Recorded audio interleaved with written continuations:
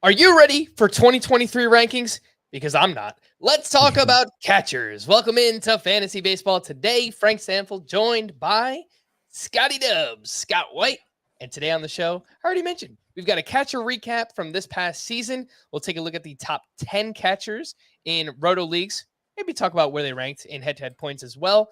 And then we will get into Scott's early 2023 rankings for the catcher position, top 20 posted on the site right now. You can go check those out. You can follow along, cbssports.com/fantasy/baseball. But alas, Scotty, I would ask how your weekend was, but I have a feeling might not have gone too well. What's going on, man?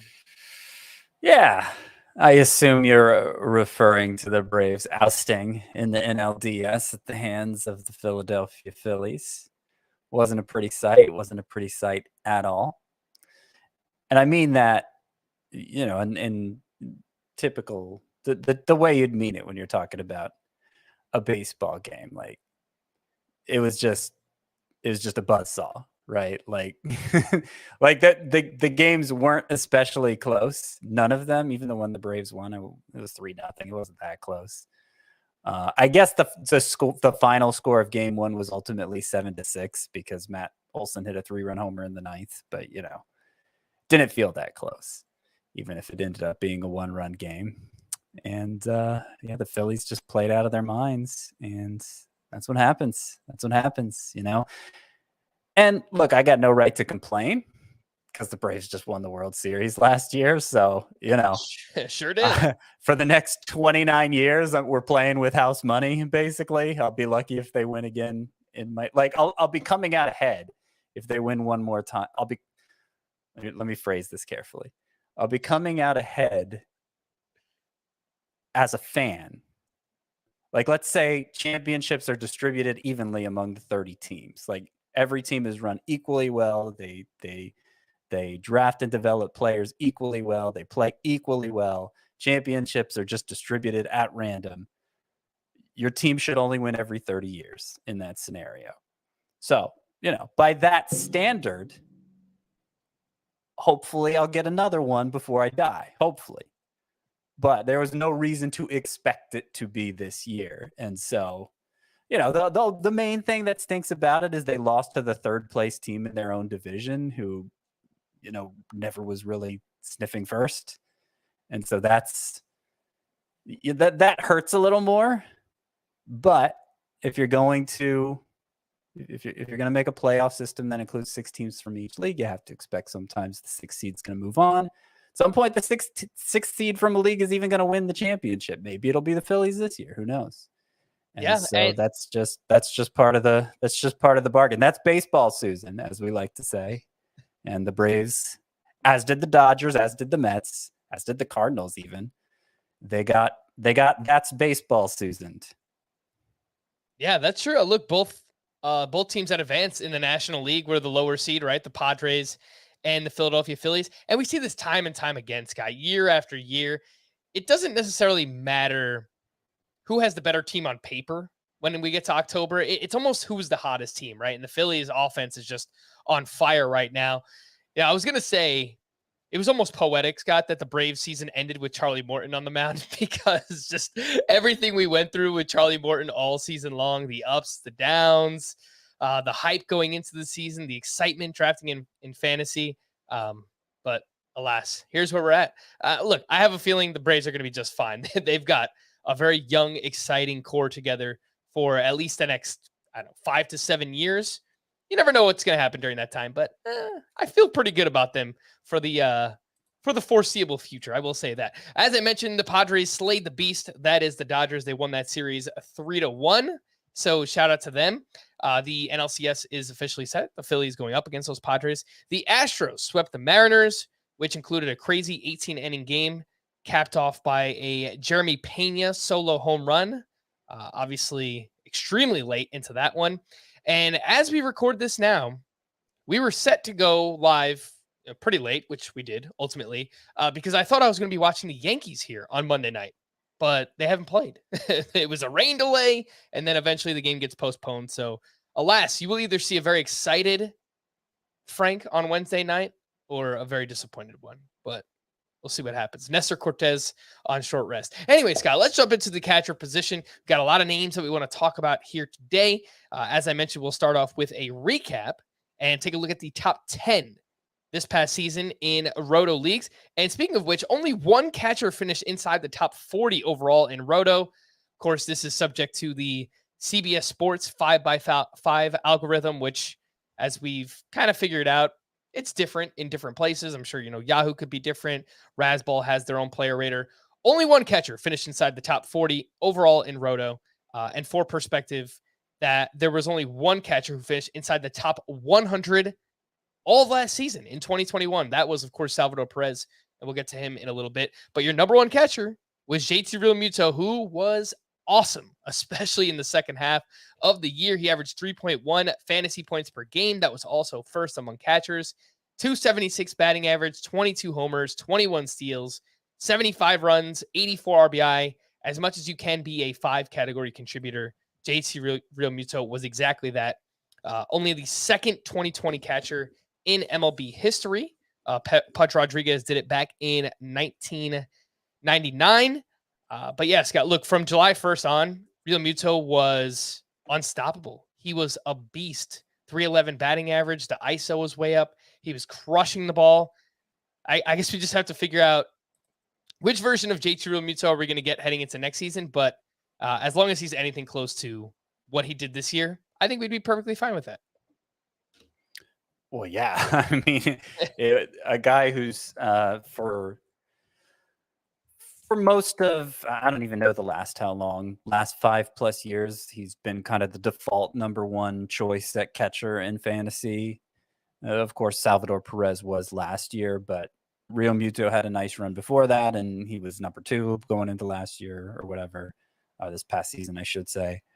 So for that guy to turn in career best numbers, of course we would take that again.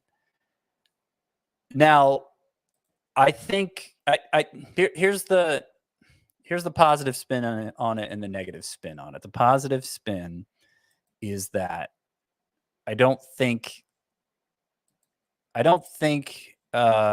he just got lucky in the second half to put up the ridiculous numbers that he did. So in the second half, his average exit velocity was 92.4 miles per hour, which is elite. He's never done anywhere close to that over the full season. That's how hard JT Realmuto was hitting the ball in the second half. Very encouraging, a good indication that he's not experiencing some kind of decline the way catchers his age often do, and the way I presumed he was earlier in the year. So that's the good news. The bad news is, okay, he's not going to be able to, because he hasn't done that over the full season. There's no reason to think he's going to be able to do that over a full season. So I think you just take the full season stats from JT Realmuto. Okay, 2020 season, he's clearly the best base stealer at the position. He still gets a lot of volume. The power hasn't completely dried up. And I think that makes him just a very safe choice as the number one catcher next year. There's a lot of competition for it.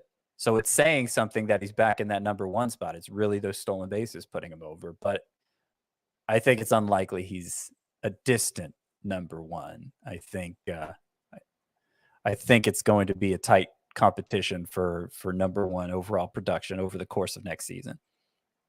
JT Realmuto will turn 32 years old in March of next year, so right before the season starts. But again, no signs of decline, and if we expect more steals league-wide, as we've kind of laid out so far here in the offseason, then I think that almost, at the least, it assures that Realmuto can approach 20 steals once again, because that was a career high. I don't know that we want to project it, but if everyone's running more, then I think ultimately that can help. Well, I will predict I'm comfortable projecting a career high in steals for just about everyone next year. It's going to be hard to improve by more than the 8 that Realmuto did over his previous high to get to those 21 this past year. But yes, with the environmental changes we're expecting, the rule changes, the limited number of pickoff throws, the kind of improvement we saw in stolen base totals in the minors, I think there's a good chance Realmuto does get to 20 steals again. But other catchers will have more than we're used to seeing from them too, is my expectation. The number 2 catcher this past season in Roto was Daulton Varsho. He finished 69th overall, 2.6 fantasy points per game. That was tied for 8th in head-to-head points leagues. Does lose a bit of value because he strikes out quite a bit, near 25% of the time. But he hit 235, 27 home runs, was tied for the lead at the position. He had 16 steals. So again, that power speed combination is awesome, especially in those Roto formats. 70th percentile in barrel rate, 69th percentile in sprint speed. So again, that kind of backs up the power and speed. However, Scott, and I don't want to be a Debbie Downer because I was the low guy on Varsho coming into this season, and obviously that didn't work out very well. But he does have struggles with splits that I would like to point out. 221 batting average, 553 OPS against lefties. And the expected numbers are quite bad. 214 XBA, 389 X slug. I don't know how much stock we should put in that because he just had a really great season. And, maybe like Randy Arozarena, we just kind of looked the other way for Daulton Varsho. What do you think about the things I laid out there? Yeah, if you dig really deep on Varsho's numbers, you see that he has that ability that a player has to have in the current power environment to exceed his power expectations by so much. And that's, he puts the ball in the air a lot. He pulls it in the air a lot specifically. You look at the spray chart for him, his home runs, they're just clustered all over the all behind the right field fence. He just lives there when he puts the ball in the air. And that's how he's able to exceed those expectations. And I suspect that's going to continue. I will point out for Varsho that the steals really did him especially a lot of favors in 5x5 scoring. He and Realmuto were really the only catcher eligible players who stole bases of any real amount. They're the only ones who contribute in that category. And because stolen bases have been so scarce, so highly valued in Roto leagues, it pushes them up. I agree. It makes Varsho the number 2 in that format for next year as well. But with him, even more so than Realmuto, you see a disparity in points leagues where Realmuto, okay, even in head-to-head points per game, he was the number 1 catcher this past season. But Varsho has several others ahead of him. Will Smith, Willson Contreras, Adley Rushman, to name a few. Actually, believe it or not, Salvador Perez had more head-to-head points per game, barely, than Varsho this past year. Varsho plays a lot, and that helps probably even more in points leagues than it does in 5x5. But he tends to sit against right-handers, so even though he's more or less like, this may be the last year we're talking about him as a catcher because it seems like he's just transitioning to being an outfielder, which does help his playing time, but not as much as you might think since he tends to sit against lefties, tougher lefties anyway. Yeah, I was going to point out, definitely helped out by the volume, 592 plate appearances, ranked 2nd among catcher-eligible players behind only Sean Murphy, and we'll get to him in just a little bit. But yeah, if you're thinking ahead, keeper dynasty leagues, this could be the final season that Daulton Varsho has catcher eligibility. 3rd at the catcher position was Will Smith, who finished 95th overall in Roto. He averaged 3 fantasy points per game. That was tied for 2nd in head-to-head points leagues. He hit 260, 24 homers, 68 runs, 87 RBI, which led the position. And Scott, you look at his 2021, 2022, Will Smith, basically identical. I think you just kind of pencil him in at this point. 255 to 260, mid-20s homers, 70 runs, 75 plus RBI, obviously hitting in the middle of one of the best lineups in baseball, makes a good amount of contact. He walks, he puts the ball in the air. I just kind of trust who Will Smith is. Maybe he doesn't have another gear, another level of upside that he can get to, but that's fine. I think the player that he is perfectly fine, and he's going to be adequately ranked for next season. Yeah, I would say so too. I mean, if it's kind of weird the way he's developed as a fantasy asset, because he's gone from being the exciting pick who could potentially emerge as like the super stud at the position, to now he kind of just seems like the safe, kind of boring, reliable guy that you could take at catcher. You look at guys like Adley Rushman, certainly the two we just talked about, Realmuto, Daulton Varsho, and there are probably a couple more catchers I could name that feel like they have more sizzle right now than Will Smith does, which could mean I end up drafting more of him. I don't know. It remains to be seen, because I do feel like Will Smith probably isn't going to get better, but already as he is, he's good enough to contend for the number one spot at the position, especially in points leagues where the stolen bases aren't boosting others' value the way they are in 5x5 scoring. Yep. And for what it's worth, Scott, obviously I completed this draft that I mentioned I was doing, and Will Smith was the second catcher off the board behind only JT Realmuto. Now, they had almost 2 rounds of difference in draft value. So I think that might be common, especially in the roto format, but Will Smith's still getting the respect he deserves as the second catcher off the board, at least in this draft. Fourth ranked catcher this past season was Salvador Perez, who finished 156th overall in roto. He averaged 2.6 fantasy points per game, also tied for 8th in head-to-head points leagues, because does not walk very much, obviously does strike out quite a bit as well. And he did all of that, finishing as the 4th best catcher in roto, despite playing 23 less games than Will Smith, 37 less than Daulton Varsho. It was an up and down season. Lots of injuries involved, specifically with the thumb with Salvador Perez.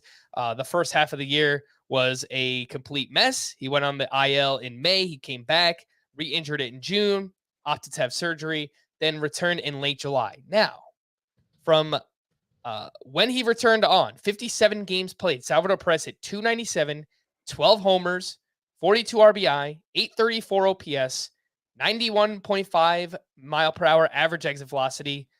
He was basically Salvador Perez. Let's say that he plays 140 games next year, because he does DH quite a bit. Based on what he did later on in the season, that's a 29 home run pace, which would probably contend for the lead at the catcher position. Scotty, are you back in on Salvador Perez? Oh, yeah. Yeah, I mean, I imagine enough people will feel burned by Salvador Perez from this past year, where he was the highest catcher drafted and higher than the highest, drafted higher than the highest drafted catcher is normally drafted. I was pushing for him in round 3rd in every format, so I contributed to people getting burned by Salvador Perez. I got burned by him in a few leagues myself.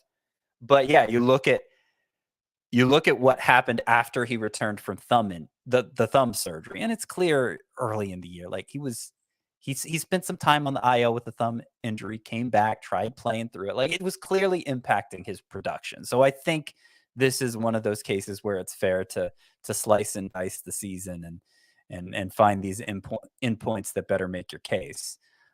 So I did a similar thing that you did with Salvador Perez.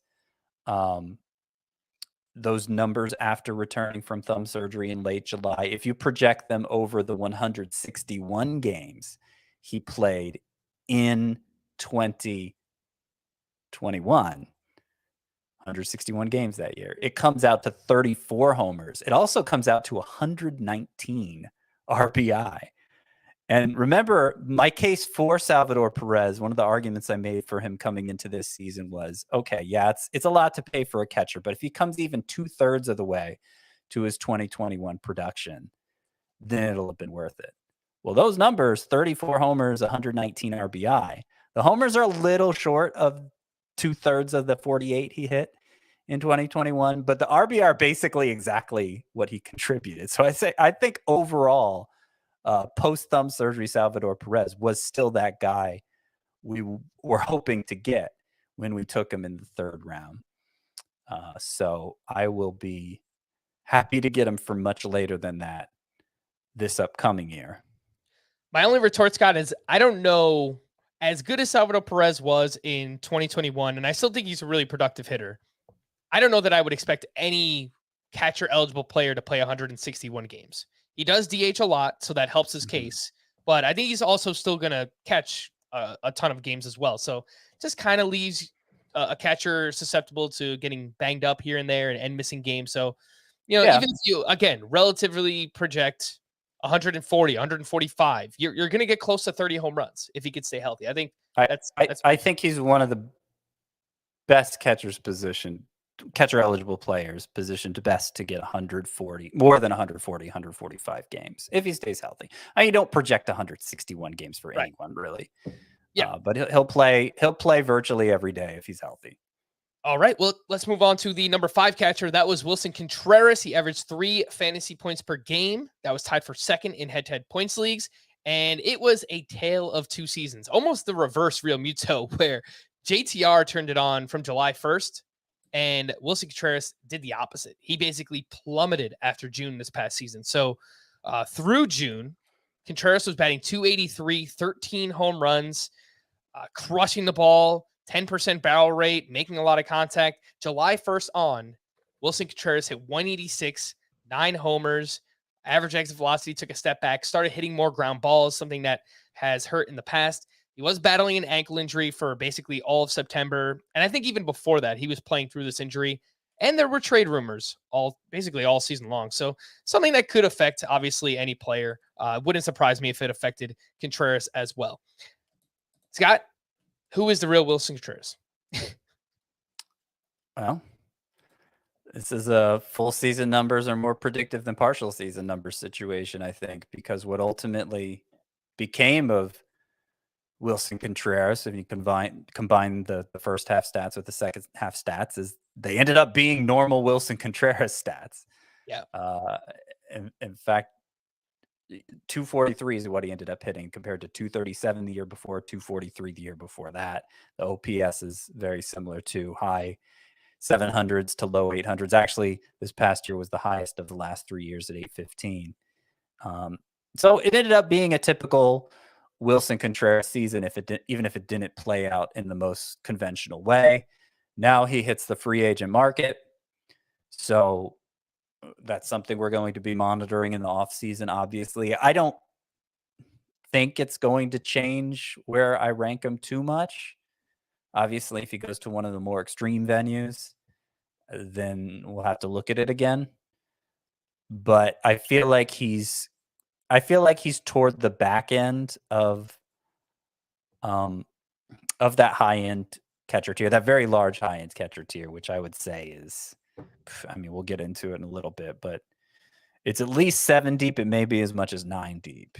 And I'd say Willson Contreras belongs near the back end of that group just because I don't think there's, and kind of the way the season played out shows it, I don't think there's much room to improve on the guy he's been the past 3 years. So he doesn't have true number one upside at the position, I don't think.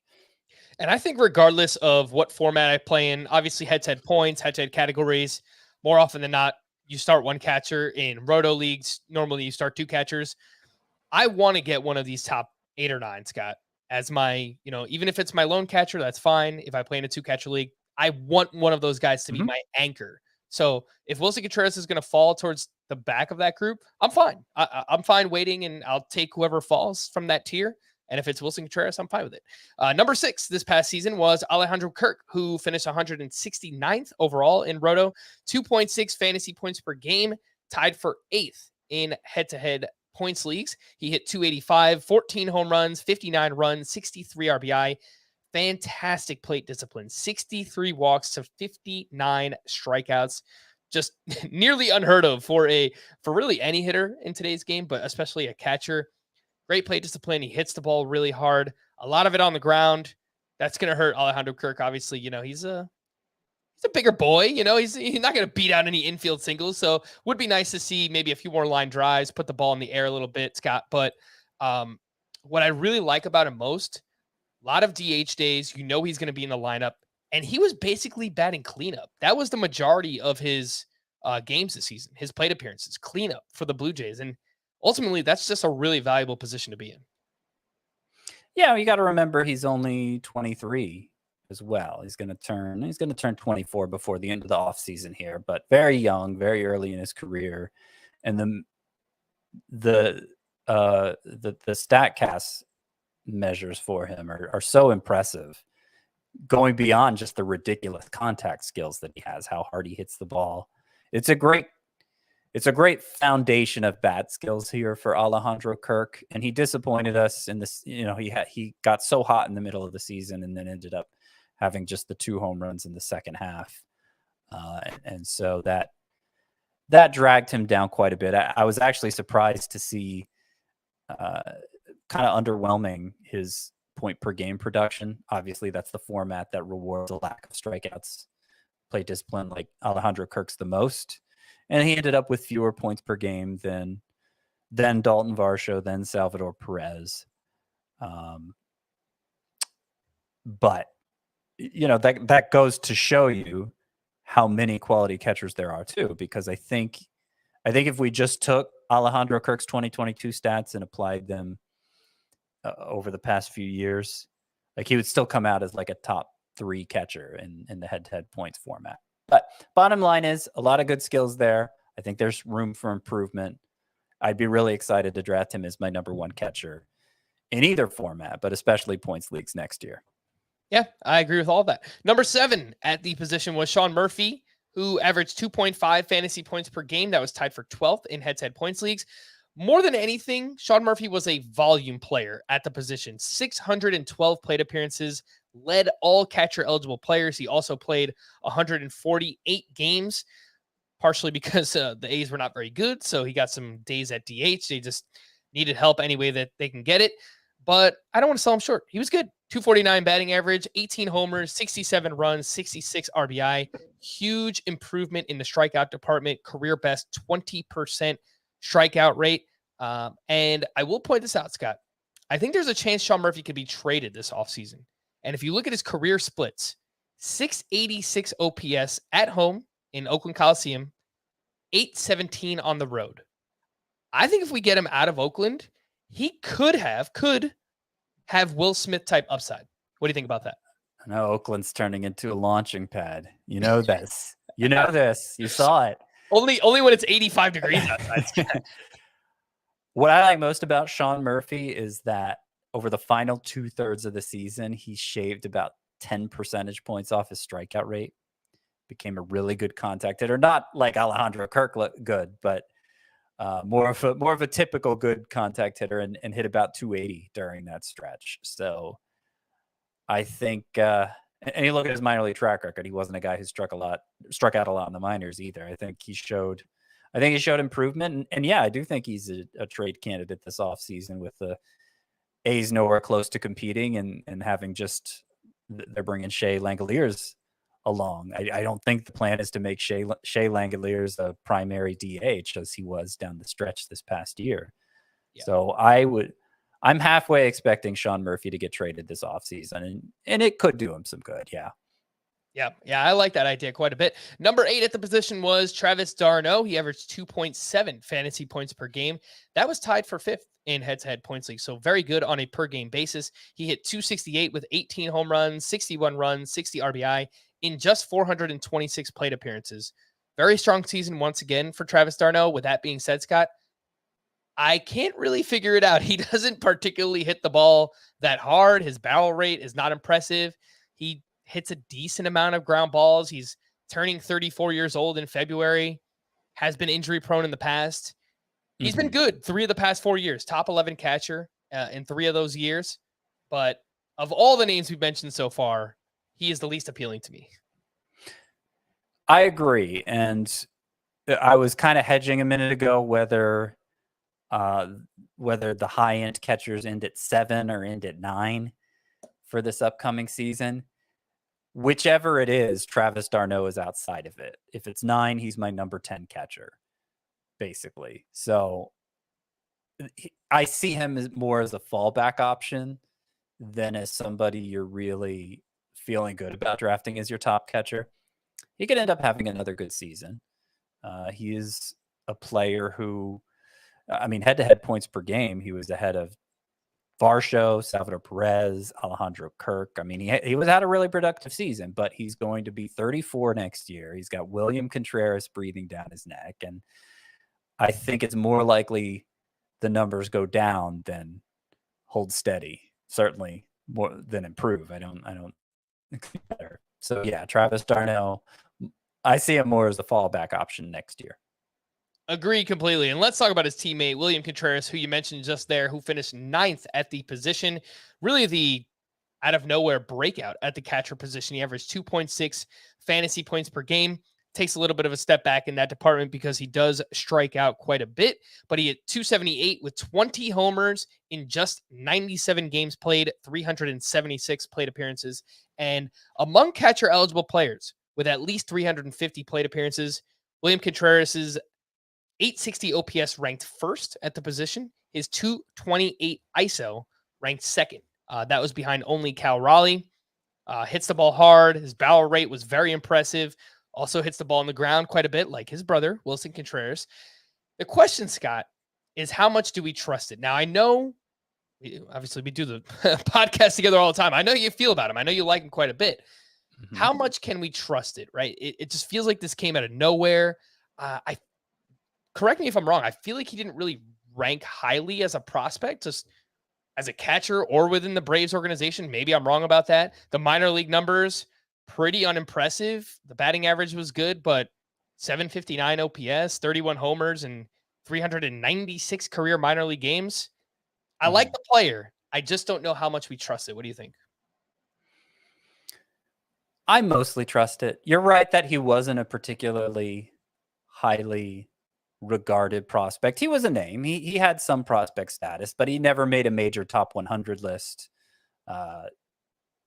Shea Langoliers looked like the catcher of the future for the Braves more than Willson Contreras did. Obviously, Langoliers now with the A's. He went over in the Matt Olson trade. So the Braves showed where they stood with that trade. I don't know that was entirely the reason they traded Langoliers instead of Contreras, but clearly they felt pretty good about Contreras. He played a big role for them this year. When he wasn't catching, he was often starting at DH, and I think he's only going to see more playing time next year. Part of the reason why I trust Willson Contreras is you compare his StatCast page to his brother's, Willson Contreras. It's uncanny how close they are in everything: barrel rate, average exit velocity, hard hit rate, expected batting average, expected slug, launch angle. Like, it's crazy. Like, it's a carbon copy almost, and they're brothers. So I mean, I guess if anybody's going to copy Willson Contreras, it makes sense Willson Contreras. It makes sense that it's his brother. I mean, look, all but the last 3 letters of their first name are the same. So it's like they're twins almost. Willson Contreras does strike out a little more. That is one difference between the two, but he's young, and you could definitely see that getting better. So, I mean, just judging by the data, he looks like somebody who's going to be an impact player at the catcher position. I don't know that he's going to hit 278 again. That's the number in his stat line that I'd be most skeptical of. But in terms of how much power he delivers, and just terms of him being all around a good fantasy catcher, I think that's going to continue for Willson Contreras. And if Travis d'Arnaud is taking a step back next year, it's because Willson Contreras is taking a step forward. Mm-hmm. And I do have questions about playing time as well. I mean, that was something that affected his value this past season. I remember there would be stretches where he looks great, and then something would happen where Ronald Acuna would return, or Travis d'Arnaud would return, and then would just kind of find himself on the outside looking in. And Marcell Ozuna, Eddie Rosario, still both under contract. Those things can change. Maybe they get traded away or whatever it might be, but I would like to have that clarity. And I think we will by the time, we get to February or March.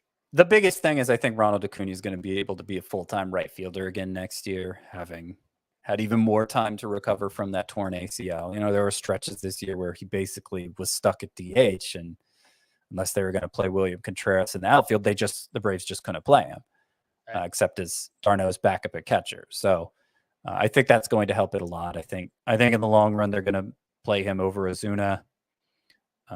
It seemed like they were willing to play Ozuna in left field, even though he's a liability there, to get Contreras' bat in the lineup. They did that a lot down the stretch. So I think it's going to be less of an issue for next year. I see a player in Willson Contreras who's clearly in a cent.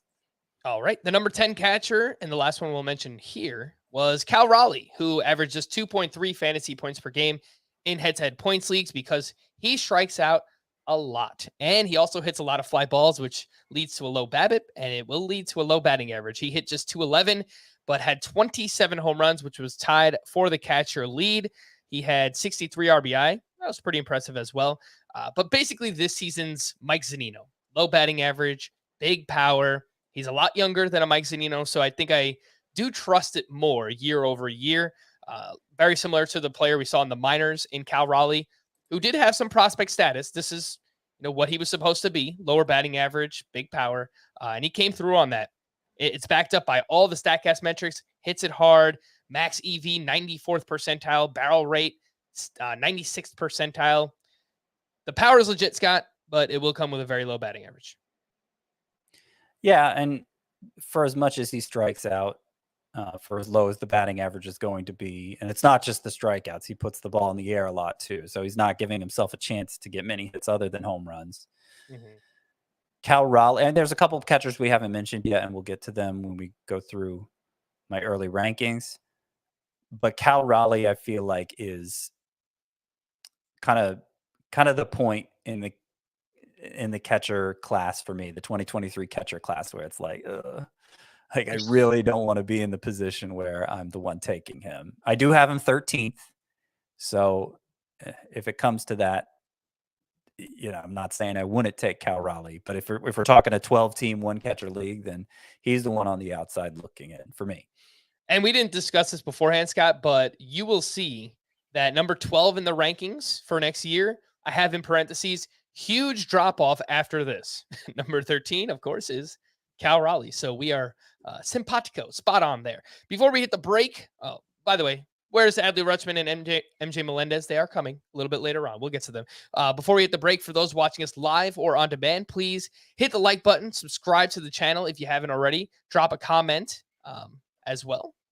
Who's your number one catcher for next year, or a catcher sleeper that you like in 2023? And for those listening, please, if you can, hook us up with a 5-star rating and review on Apple, or just a 5-star rating on Spotify. Much appreciated. Let's take a break, and we'll get to some news and notes here on Fantasy Baseball Today. The news and notes before we get to those 2023 rankings. I have a note on Fernando Tatis Jr., who underwent a follow-up procedure on his left wrist last week. And of course, we know he had surgery back in March for a fracture in that wrist. And then, and apparently there was concern about how that initial repair, quote, would hold up long-term, which doesn't sound the best, but it just seems like there's one thing after another when it comes to Fernando Tatis. Of course, he was handed an 80-game suspension in August and then opted to have shoulder surgery in September. So there's lots of moving parts. Just to lay out the timeline, wrist surgery before the season started, was supposed to return in August, 80-game suspension once he knew he was suspended, shoulder surgery in September, and then last week had a follow-up on his wrist. So that's the last that we've seen here. And speaking of Tatis, I want to give a shout out to Eric Cross for pointing this out on Twitter, Scott. The longer the Padres go into the postseason, the less games Tatis will miss at the start of next season. So these games count towards the suspension. We are all Padres fans now, Scott. We are rooting for 7-game series all the way through. Let's go win the World Series, as long as it's not against my Yankees. But I am rooting for the Padres to play as much as they can in this postseason. I know someone who isn't. That's Ellen Adair. But that's true. Yeah. Now that I no longer have a rooting interest, that can be my rooting interest. Sure. Just whittle down Tatis' suspension. Who knows? He may need all that time at the start of next year just to recover from all these surgeries he's having. So that might not be the only factor. But yeah, I'm not sure I realized that the postseason games counted toward the suspension. So that's good to know. All right. John Means has begun a throwing program. He had Tommy John surgery back in April, and I thought about taking him in this draft that I just finished up. But looking further into it, the pitchers who returned this year from Tommy John surgery, you need about 14 to 15 months of recovery time. So that means we're looking at June or July at the earliest for John Means. So, maybe he's someone you stash on your IL for the first half of the season, but I wouldn't expect much, honestly, until the second half of the year. Braves GM Alex Anthopoulos said that Mike Soroka will be without any restrictions come spring training. Soroka has not pitched since 2020 due to multiple Achilles tears and an elbow injury, which he suffered in September. He went in round 29 of that draft that I did, and names to remember. That's what, like the 450th player drafted? Yeah. It was a 15-teamer, right? Yeah. So very, very late. I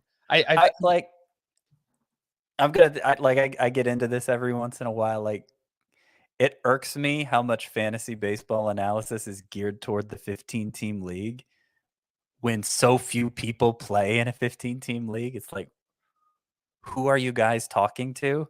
A very small percentage of people. Each other. Yeah, basically. Like, yeah. Anyway.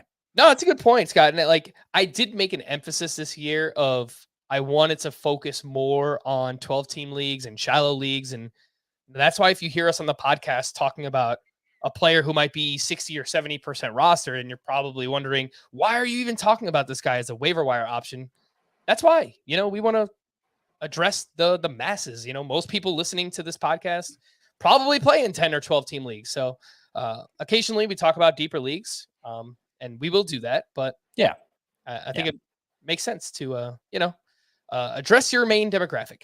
Alex Anthopoulos also said that he would love to have Kenley Jansen back next season. So perhaps we pump the brakes for Raisel Iglesias, at least until we know where Kenley Jansen is going. They need something to offer DeGrom. So might need that Kenley Jansen money for that. I was gonna say the Mike Soroka news is relevant because Yeah.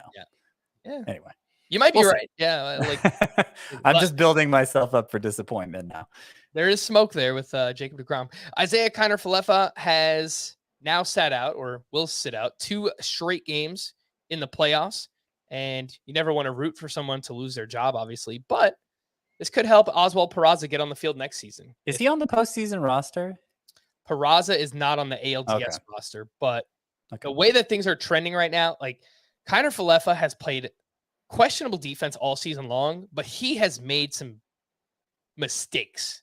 That's what I'll call them so far in this ALDS that have extended innings and added pitches to Garrett Cole and Luis Severino the other night too. And I don't know. I think the Yankees might be done with it, but we'll see. If they make it to the ALCS, I have a feeling Oswald Peraza will be on that roster. And last but not least, it sounds like we could have 2 Japanese pitchers coming over next season, Kude Senga and Shintaro Fujinami. So 2 names to remember there. Senga, especially because his numbers are just completely ridiculous when I looked into them. He is the better of the 2. Kude Senga, Senga is the name to remember there. Scott's early 2023 catcher rankings. Let's jump in. We'll group these by 5, and we'll talk about whichever ones we haven't talked about yet. Obviously, the most exciting ones, and the top 5 catcher rankings for next year. Drum roll. Number 1, you guessed it, JT Realmuto, followed up by Daulton Varsho. These are for Roto leagues, by the way. I'll highlight any points leagues differences at the end. JT Realmuto, Daulton Varsho, Salvador Perez, Adley Rutschman comes in 4th overall, and then Will Smith just behind him. Scott, let's talk about Adley Rutschman, who finished 11th in Roto this year, 2.9 fantasy points per game.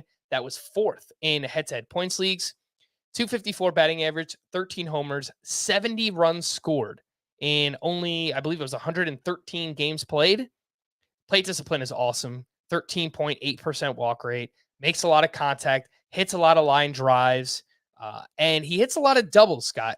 The hope for me is that those doubles, not all of them, but 5 to 7 of them turn into home runs. And now we're approaching 20 homers, good batting average. The counting stats are going to help you as well. There's just a ton to like about Adley Rutschman, and I think it makes sense for him to be in your top 5. You are muted, sir. Oh, sorry. I committed the Chris Towers mistake there. All right. Yeah, from July 1st on, Adley Rutschman was about an 850 OPS guy. A lot of it was the walks, but still, You don't see many catchers capable of an 850 OPS, and he's only going to get better, one would assume. Certainly has the pedigree for it. I kind of feel like he's going to be the helium guy. And in points leagues, because that plate discipline is so good, I actually have Rutschman number 2 in that format. Number 4 here, but number 2 for points leagues. It wouldn't surprise me if a lot of people end up drafting him second this year, even in the categories league, just because it was the impressive rookie who we're now expecting to do even bigger things. And it might be justified. I'm just not in a position, like I don't feel like the catcher position, and this is a sharp contrast from this past year, I don't feel like the catcher position in 2023 is going to be a position to reach at. Just give me whoever the 7th one left there is. Of course, sometimes you might not literally be able to wait till the 7th. But you got an 8th or 9th there to fall back on, who I think could still be top 5 at the position. So it's one that I'm going to wait at, and whoever ends up being hyped and pushed up because of that, whether it's Rutschman, whether it's Will Smith again, whoever it is, then I'm happy to let them go to somebody else. I do want to point out here, I have Salvador Perez 3rd here for Roto. I have Will Smith 5th with Rutschman in between them. I imagine conventional wisdom is going to have them flipped. But I already made my case for why I still really like Salvador Perez next year. I'm not expecting that I'll actually have to draft him 3rd at the position. I think it's very likely he'll be one of those guys who lasts to 6th or 7th, and I'll end up drafting him a lot. But I'll value him like the 3rd best catcher, because I think in terms of home run RBI production, he's still probably going to be or should be projected to be number 1 at the position next year. Yeah, I get it. I think it's a ceiling versus floor kind of debate, Scott. I think Will Smith is a safer player. As I mentioned, he's consistent. You can kind of pencil in what you're going to get from Will Smith. Salvador Perez, I think he has more upside, more power upside, but getting a little bit older, thumb injury, maybe a little bit more downside. So that's what you need to ask yourself and you need to weigh. But I do think Salvador Perez versus Will Smith is a pretty close call for next season. So again, your top 5, Realmuto, Varsho, Perez, Rutschman, and Will Smith. Let's move on to the next group. 6 through 10 includes Alejandro Kirk, Willson Contreras, followed by his brother, William Contreras, Sean Murphy, and then Travis d'Arnaud. We spoke about each of these names, Scott, but it sounds like you want one of these top 9, basically, right? I think you basically said wherever Travis d'Arnaud is ranked, I want the players just ahead of him. Yeah, I think I kind of talked through my strategy just now on the podcast, live on the air, where I will aim to get one of the top 7 through Willson Contreras, that is. And hopefully it's somebody even better like Salvador Perez, who burned so many people this past year. But if that doesn't work out, I'm not so committed to getting one of the top 7 that I got to reach for number 5, just to avoid getting left out. Because if I don't get one of those top 7, 8 and 9, William Contreras and Sean Murphy are good enough for me. I think they still have top 5 potential at the position. I think they'll still more or less hang with the top 7. I mean, Sean Murphy finished higher than that this year. So they're kind of my own personal fallback options, but I'd rather not wait and be stuck with Travis d'Arnaud or what follows him. All right, let's move on to 11 through 15 catcher rankings for 2023. That includes Tyler Stevenson. Yeah, remember that guy? He was pretty good. MJ Melendez is number 12, followed by Cal Raleigh, Yasmani Grandal, and Danny Jansen. All right, so lots to unpack here, Scott. Let's start off with Tyler Stevenson, your number 11 catcher for next year. He averaged 2.7 fantasy points per game, which was tied for 5th in head-to-head points leagues. He hit 319, 6 homers, 35 RBI, 854 OPS in 50 games played. Obviously dealt with a bunch of injuries this past season. He does not hit the ball hard. The StatCast numbers are very unimpressive, but he has the benefit of playing in Cincinnati, Scott. And these splits are massive. 395 batting average at home, an OPS over 1,000 in Great American Ballpark, 247 batting average, 674 OPS on the road. guess what? Unless something crazy happens, he will be playing in Cincinnati again next season. Yeah. And I also kind of see the 2-year, the fact he repeated his breakout 2021 season and actually improved upon it. Granted, it was over a very small sample because of the time he missed with a couple broken bones this past year. But still, it carried over.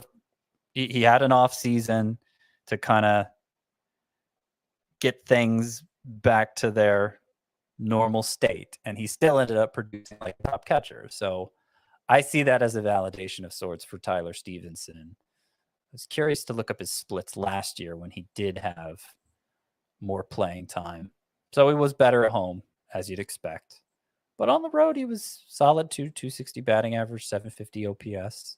That was in 2021.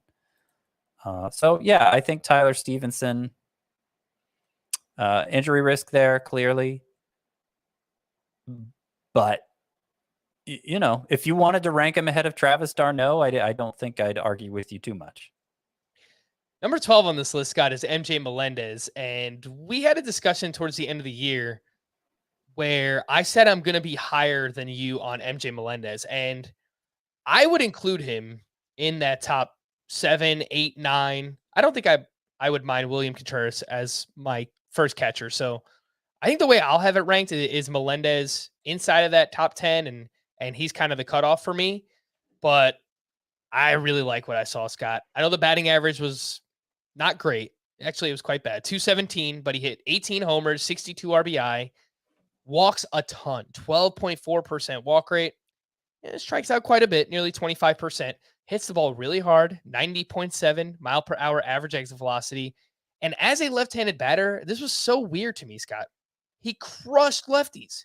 295 batting average, 839 OPS against lefties, and he was dreadful against righties. I looked into his splits in the minor leagues, and that wasn't the case. He was actually really good against both lefties and righties. So I think there's going to be some regression both ways, right? Like he'll come down against lefties, but I do think he's going to be a lot better against right-handed pitching. Maybe he only hits 240, 250, but if he does that with how hard he hits the ball, I think we could get a really, really big season out of MJ Melendez. Yeah. Yeah, I could definitely see him taking a step forward. He'll need to, I think, to hang with that previous group of catchers we were discussing. I mean, you just look at the point per game averages, and I would expect the points format to be Melendez's better format, since the batting average doesn't directly hurt you in that format, since he's a guy who has good plate discipline. That seems to be MJ Melendez's better format. He averaged 2.35 this past year in that format. That's compared to 2.65 for Tyler Stevenson, 2.74 for d'Arnaud, 2.51 for Sean Murphy, 2.65 for Willson Contreras. Like it was clearly a lower level from that group. Doesn't mean he can't improve. I like that the Royals played him in the outfield so much that it seems like he's going to get a playing time advantage there. Really, it's surprising. Like a lot of catchers are going to play more than we're used to seeing catchers play moving forward. We've talked about it with Realmuto, Varsho, Salvador Perez. I think Adley Rutschman falls in that group. They're just going to play him a ton because he's going to be kind of the face of the franchise for a franchise that's on the ascent. Will Smith gets more playing time in the past because he can DH now. That's going to be true for both of the Contrerases. And MJ Melendez is right in that mix because he plays. The Royals have showed a willingness to play him in the outfield. Yeah, I love it. I love that aspect of his game. Just that volume that you could depend on, not only playing catcher, but outfield and DH as well for MJ Melendez. I mentioned a few other names on here. Cal Raleigh at 13, Yasmani Grandal at 14, just completely lost season, and it looks like we might be coming towards the end here for Yasmani Grandal.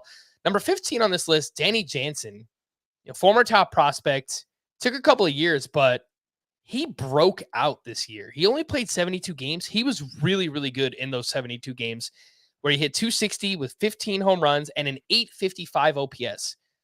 That OPS was second among catchers with 240 or more plate appearances. His 256 isolated power was also second best behind only Cal Raleigh. So a lot to like here. Walks, makes a lot of contact, puts the ball in the air, really good lineup, good ballpark, good division to hit in. I don't want him as my catcher one, Scott. But if I'm looking to jump back in and, be really strong at catcher, I would like to get Danny Jansen as my second catcher next year. Yeah, he's probably the most difficult catcher for me to rank because, I mean, if you just look at the numbers, take the numbers at face value, he deserves to go a lot higher than this. And you basically ran through it already, so I'm not going to do it again. But he's a guy who has burned us in the past. And so we're putting an awful lot on really just a big final month there for Danny Jansen to bring those numbers up to where they ended up being. And then the other issue for Danny Jansen is that, okay, we know the Blue Jays value having Alejandro Kirk's bat in the lineup. That's another catcher for them. And then they have arguably the top remaining catcher prospect, Gabriel Moreno. They've already introduced him in the majors. He's already seen some time in the majors, so they can't keep him in the minors for long. Yeah. How are they going to make all these guys work? Maybe they make a trade. I mean, Gabriel Moreno would fetch a huge return in the trade, I assume. And so maybe that frees up some of the clutter. Jansen was, of the three, the one playing catcher specifically most down the stretch, with Kirk mostly playing DH and Moreno not playing much at all. But there's not a lot of wiggle room there in terms of playing time if Moreno and Kirk and Jansen all remain with the Blue Jays. All right. Yeah, I've already seen some reports. I think I saw a headline on an Athletic article that the Blue Jays are going to be active this season and could look into some significant trades. So whether or not it involves Gabriel Moreno or maybe even Danny Jansen to free up that spot, I do think that they have a glut of catchers and they could make that a focus of an offseason move. Your final five, rounding out the top 20 here, 16 through 20. Francisco Alvarez of the Mets, Logan O'Hoppe with the Angels, Joey Bart with the Giants, Gary Sanchez with the Twins, and Keibert Ruiz with the Nationals. The two names got here that really just jump off the page. Francisco Alvarez, one of, if not the top catcher prospect in the game. He came up late. He only played 5 games with the Mets. He did hit his first home run. But in the minors this season, as a 20-year-old, he hit 260, 27 homers, and 885 OPS. And Logan O'Hoppe, while he does not come with the same pedigree, he is still a top-ish prospect. He hit 283, 26 homers, a 416 on-base percentage, and a 960 OPS as a 22-year-old in the minors this season. He also got called up for 5 games late in the season by the Angels. Scott, these are two names that just have massive upside. And again, once we get into that second catcher range, yeah, let's do it. Let's take the shot on the upside. I wasn't really expecting to see either at the end, and they both came up very late for their respective teams, which neither the Mets nor the Angels have anybody good at catcher.